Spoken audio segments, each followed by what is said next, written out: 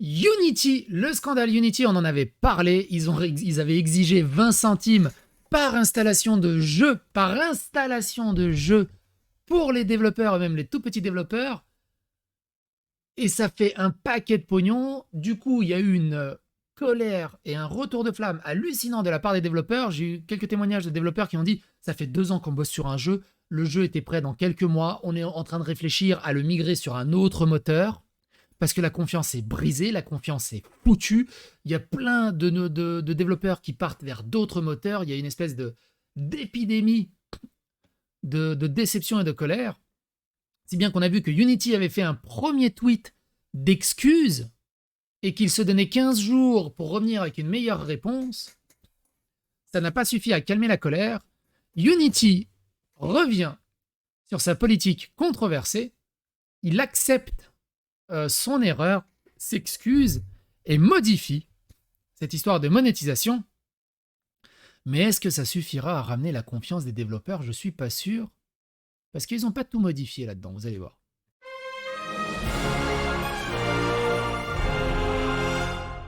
Attention, please. Avec tout mon respect, il manque juste l'expertise en PowerShell. Je touche PowerShell, je suis loin d'être un expert. Par contre, ce qui est bien avec PowerShell, c'est qu'on peut discuter avec lui parce qu'il est verbeux. Tu sais, c'est pas. Voilà, tu comprends, tu arrives à comprendre. Donc, en faisant un peu de lutte grecque avec, tu t'en sors. Bref. Euh, Si vous n'avez pas suivi le début de l'histoire de Unity, je vous invite à regarder Unity s'excuse et rétropédale. Dans cette vidéo aussi, vous aurez le début de l'histoire. Unity s'excuse et annule certains aspects clés de sa politique controversée de frais appliqués au runtime, suite aux critiques des développeurs. La plateforme de développement de jeux Unity a annoncé qu'elle allait revenir sur certains aspects clés de sa politique des frais appliqués au runtime, qui avait suscité un tollé de la part des développeurs indépendants. La politique annoncée plus tôt ce mois-ci prévoyait de facturer aux développeurs une redevance basée sur le nombre de fois qu'un jeu ou une application utilisant Unity a été téléchargée par un utilisateur final, téléchargée et installée.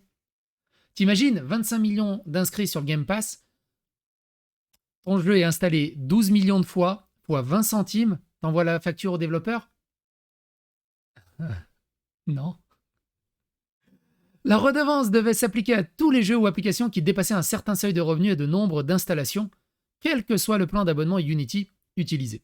Unity a annoncé quelques changements clés à sa politique largement critiquée en matière de frais appliqués au runtime, qui a suscité à la fois dérision et confusion de la part des développeurs et de la communauté des joueurs dans son ensemble lorsqu'elle a été dévoilée plus tôt ce mois-ci. Et comme on l'a vu, le PDG actuel de Unity, Richie Tielli, c'est un ancien d'Electronic Arts, très à cheval sur les microtransactions, les lootbox et ces conneries-là. Non, non, PowerShell, c'est génial. PowerShell, j'ai fait des scripts qui m'ont sauvé la vie. C'est au lieu de passer 6 heures sur un serveur, ou au lieu de passer genre 1 heure presque tous les matins sur des serveurs à vérifier des trucs, j'ai fait des scripts PowerShell qui vérifient tout à ma place, qui m'envoient un email quand il y a des erreurs, et au boulot. De toute façon, faut pas oublier, hein, les informaticiens les plus puissants, les plus productifs, les plus intelligents, les meilleurs, sont les informaticiens les plus fainéants.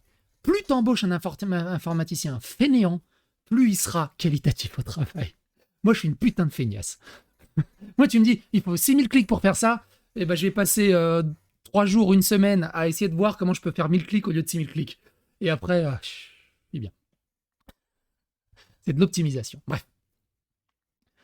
La politique a été vivement critiquée par la communauté des développeurs qu'ils jugeaient injuste, imprévisible et nuisible à la créativité et à l'innovation. Certains développeurs avaient même menacé de quitter Unity pour d'autres moteurs de jeu, comme Unreal Engine et Godot. Je connais pas du tout Godot. Unity, UE, oui, Godot, je connais pas du tout.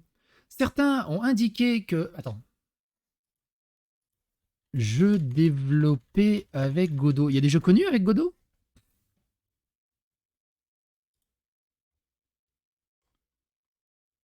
Ah, Deponia, c'est avec Godot, d'accord. Mais pas beaucoup. Il n'a pas l'air très connu, hein, Godot, mine de rien. À part Deponia, il n'y en a pas d'autres?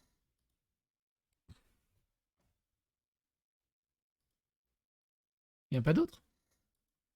Godot List Game. Brotato est sur Godot? Je connais pas Brotato. 8 jeux populaires faits avec Godot. Ah bah tiens, Wikipédia, il y a sûrement une liste des jeux qui va avec. Scripting. Il n'y a pas une liste de jeux qui va avec, putain? Ah, pour Unity, il y a une putain de liste de jeux qui va avec. Nightmare in Squidville, putain, je le connais pas. Proto Gorky, je le connais pas. Friday Night, ils ont dit des jeux connus. Ah, Brotato, tiens, tu vois. Putain, j'en connais aucun. Sonic Color, ok. Ok. Ok, Sonic Color, ok, d'accord. Bon. Sonic Color est sur Godot, d'accord.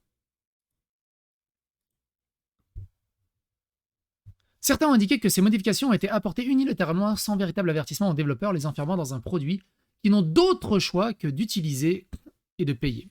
Ce que je n'aime pas non plus dans cette débâcle d'Unity, c'est que je me suis engagé sur le moteur pour mon nouveau jeu, j'y ai consacré des années et des années de travail, je l'ai fait avec une simple licence par siège que je suis heureux de payer.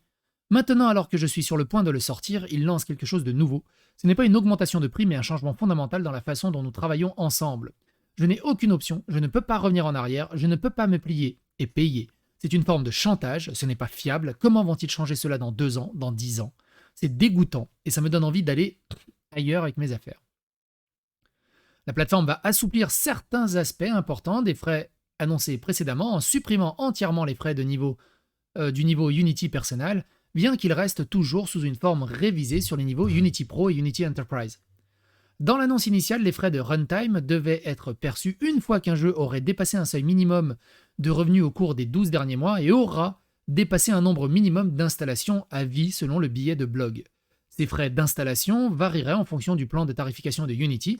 Les clients Unity Personnel et Unity Plus devraient payer 20 centimes de dollars par installation après avoir atteint les 200 000 dollars de revenus au cours de l'année écoulée. Il y en a qui vont dire « Ouais, mais ça va, 200 000 dollars, il peut bien payer 20 000 dollars, blablabla. » Un budget de jeu vidéo, c'est au poil de cul. C'est vraiment au poil de cul. Tu ne sais pas si dans les 200 000 dollars de revenus qu'ils ont, tu ne sais pas si leur budget est à zéro, légèrement bénéficiaire, très bénéficiaire, en déficit, t'en sais rien. Et quand ils gèrent leur budget au poil de cul quand ils partent sur un développement, tout ça c'est budgétisé. Et d'un coup, 2 ans après de leur développement et tout, on leur dit « Ah, en fait, il y a un chèque de 40, 50, 60, 100 000 euros à rajouter. » Tu le sors d'où, le fric? Tu le sors d'où, le fric? Et après avoir plus de 200 000 installations à vie du jeu, les utilisateurs Unity Pro et Unity Enterprise devaient payer respectivement 15 et 125 centimes par installation après avoir réalisé 1 million de dollars au cours de l'année écoulée et avoir plus de 1 million d'installations à vie. Ces frais diminueront à mesure que des seuils plus élevés seront atteints. Tu vois bien Genshin Impact. Genshin Impact est derrière Unity aussi. Quand tu vois le sur-succès de Genshin Impact, ça fait un sacré chèque pour Unity, mine de rien, s'ils mettent ça en place. Et il y a beaucoup de jeux ultra célèbres avec Unity. Dans le cadre du plan récemment annoncé, les frais de runtime ne seront pas appliqués aux projets réalisés au niveau Unity personnel, qui resteront entièrement gratuits. De plus, les projets Unity personnel pourront désormais rester dans ce niveau gratuit jusqu'à ce que le développeur derrière eux gagne 200 000 dollars de revenus annuels. Ah, maman, ja sam u live držim. Ti trebam nešto? Sigurno? Yes. Važi. Une augmentation par rapport au plafond de revenus précédent de 100 000 dollars et les projets de niveau personnel ne seront plus tenus d'afficher un écran de démarrage Made with Unity au début du jeu.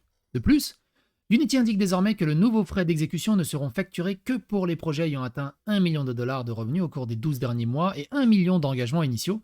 Au cours de leur durée de vie, les frais seront également plafonnés à 2,5% de revenus, évitant ainsi la situation dans laquelle des projets avec un grand nombre d'installations, mais de faibles revenus par installation, pourraient théoriquement faire faillite en raison de l'accumulation des petits frais.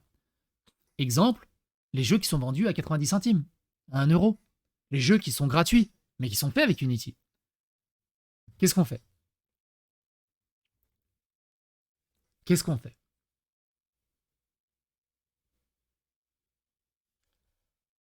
Et enfin bref. Les chiffres de l'engagement et des revenus des projets seront auto-déclarés mensuellement à partir des données dont vous disposez déjà, indique Unity. Donc on parle d'un truc où il y avait normalement apparemment un petit logiciel espion, on va dire, qui permettait à Unity de récolter les infos de combien de fois l'installation a été faite, à une auto-déclaration du développeur sur combien il y a eu d'installations. Une décision qui devrait aider à apaiser certaines inquiétudes en matière de confidentialité concernant les précédentes méthodes de suivi des installations vaguement signalées par Unity. Les nouveaux frais d'exécution par engagement initial s'élèvent désormais à 15 centimes pour les clients Unity Pro, avec moins de 100 000 engagements initiaux par mois, et descendent à 1 centime pour les abonnés Unity Enterprise avec plus de 1 million d'engagements initiaux mensuels. Le passage des installations dans l'annonce de la semaine dernière à engagements initiaux cette semaine est destiné à remplacer un terme que la communauté a trouvé peu clair, selon la FAQ d'Unity. En tant que statistique, le numéro d'engagement initial est destiné à suivre un utilisateur final distinct qui acquiert, télécharge ou s'engage avec succès et légitimement avec un jeu alimenté par Unity Runtime pour la première fois dans un canal de distribution. Lorsque nous avons introduit pour la première fois la politique relative aux frais de runtime, nous avons utilisé le terme installation, que la communauté a pas trouvé peu clair. Pourquoi pas? Franchement, est-ce que vous pensez que Unity peut remonter la pente? Nous utilisons donc le terme engagement initial. Il ne faut pas dire femme, on va dire trou de devant ou trou bonus. Comme unité de mesure, nous définissons un engagement initial comme signifiant le moment où un utilisateur final distinct acquiert, télécharge ou s'engage avec succès et légitimement avec un jeu alimenté par Unity Runtime pour la première fois dans un canal de distribution. Attends, il faut que je fasse un screen pour Twitter. Ah putain! C'est magnifique. Alors attends. Unity qui fait de la brasse coulée. Il ne faut plus dire installation, mais... Attends, c'est quoi leur phrase de ouf, là? Mais... Ah, voilà. Mais un engagement initial. C'est ouf. Mais... Ah, c'est ouf.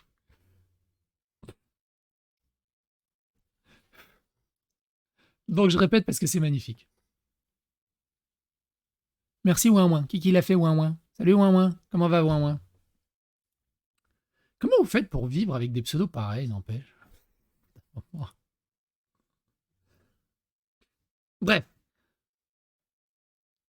Il faut plus dire installation, mais un engagement initial comme signifiant le moment où un utilisateur final distinct acquiert, télécharge ou s'engage avec succès et légitimement avec un jeu alimenté par un Unity Runtime pour la première fois dans un canal de distribution. Pour expliquer la définition un peu plus en détail, tu sais, quand t'es obligé d'expliquer par un putain de pavé comme ça, c'est qu'il y a un problème de communication. Il y a quand même un problème de communication. Tu sais, on dit femme, alors faut plus dire femme. Je vais t'expliquer pourquoi. C'est un peu ça l'idée.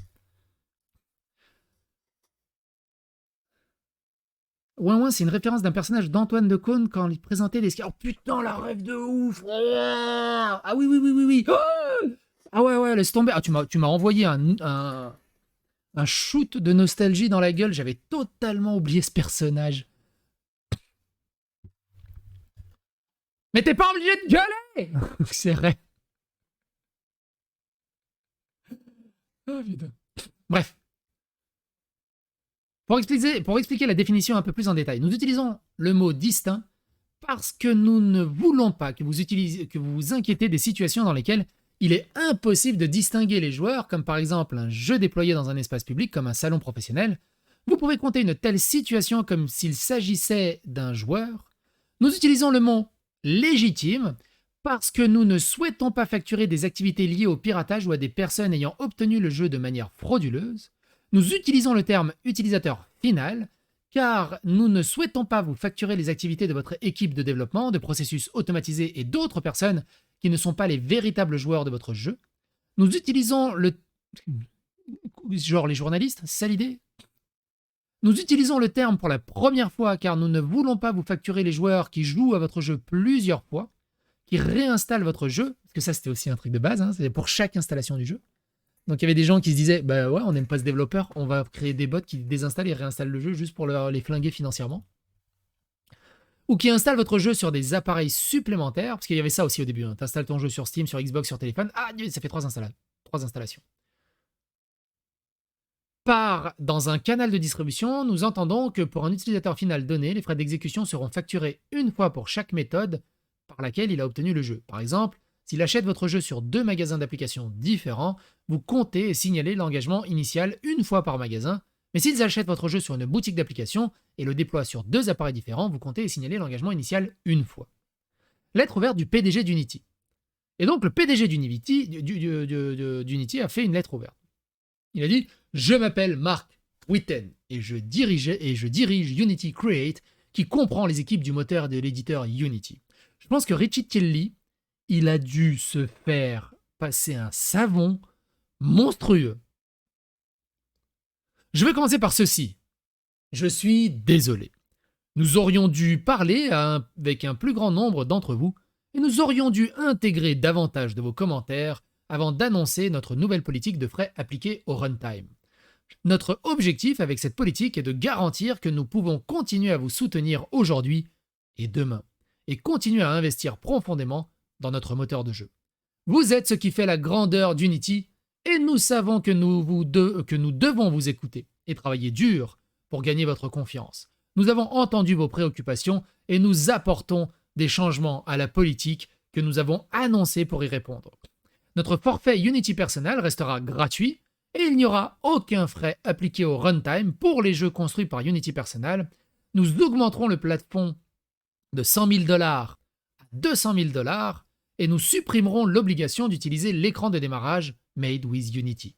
Aucun jeu dont les revenus sur les 12 derniers mois sont inférieurs à $1 million ne sera soumis à ces frais. Pour les créateurs de Unity Pro et Unity Enterprise, nous apportons également des modifications en fonction de vos commentaires.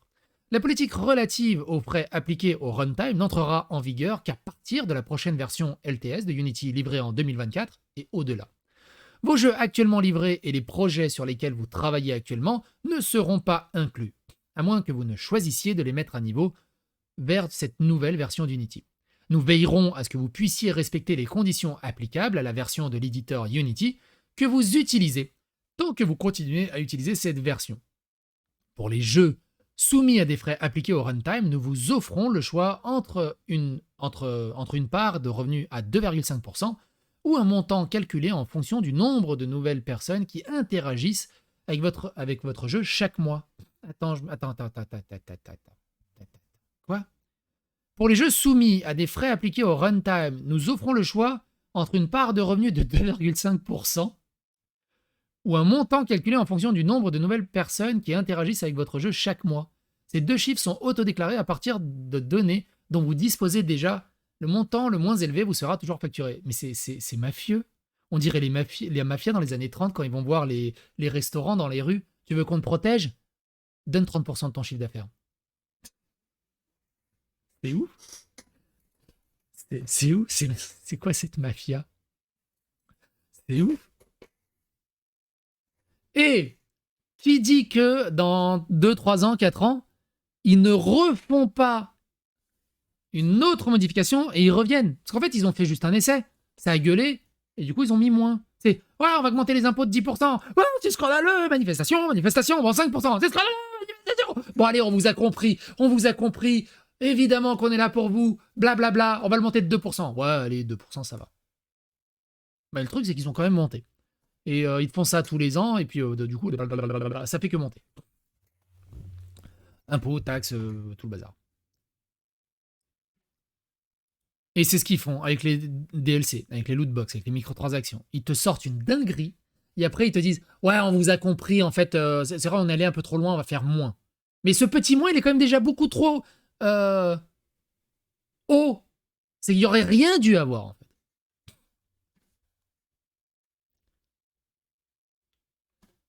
Les premières réactions à la nouvelle politique de la part de certaines critiques d'Unity ont été jusqu'à présent prudemment positives. Vous savez quoi, à première vue, je pense que ça marche, a commenté le développeur et consultant indépendant Rami Ismail. après des jours passés à prendre publiquement Unity à partie. Plus de rétroactivité, stabilité LTS version, pas de données de boîte noire, n'est-ce pas? Je pense que cela fonctionne pour tous les cas d'utilisation. Et voilà, oui, ça marche. Unity a bien réagi, a ajouté Georges Broussard, cofondateur et actuel développeur indépendant de 3D Realms. Bien joué Unity, les seules personnes qui se plaindront désormais seront celles qui n'utilisent pas le moteur, qui veulent troller, ou qui sont des personnes très déraisonnables. Vous vous rendez compte? Ils ont juste annulé vite fait pour les tout petits, mais ça reste quand même. Et ça devient acceptable. Unity a résolu tous les problèmes majeurs, sauf la confiance. C'est donc une possibilité de l'utiliser à nouveau dans le futur, a écrit les développeurs indépendants Radiant Game. Désinstallons Godot et Unreal et remettons-nous au travail sur Instrument. Donc eux, ils ont commencé à faire leur migration, puis finalement ils reviennent. Puis dans 2 ans, ils vont dire « Ah, blablabla !» D'autres étant moins indulgents, la politique mise à jour par Unity peut être classée comme de la définition classique. Nous ne vous avons vraiment entendu, nous ne vous avons pas vraiment entendu, et nous ne nous soucions pas de ce que vous vouliez. Unreal Engine et Godot Engine, mes entreprises sont focalisées sur vous deux désormais, a écrit Red Vonix, ingénieur de Cerulean et de Drunk Robot Game, sur les réseaux sociaux. Nous ne publierons plus jamais de jeux avec Unity. C'est très intéressant, mine de rien, parce que ça touche vraiment les développeurs. C'est vraiment pas les gamers et ce genre de choses.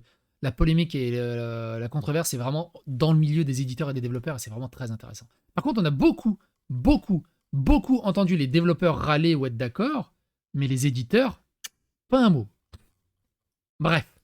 Quoi qu'il en soit, n'hésitez pas à donner votre avis et votre opinion dans les commentaires. N'hésitez pas à faire l'algorithme YouTube. Est-ce que vous allez continuer à utiliser Unity? Les commentaires sont là. N'hésitez pas à dire pourquoi ou pourquoi pas.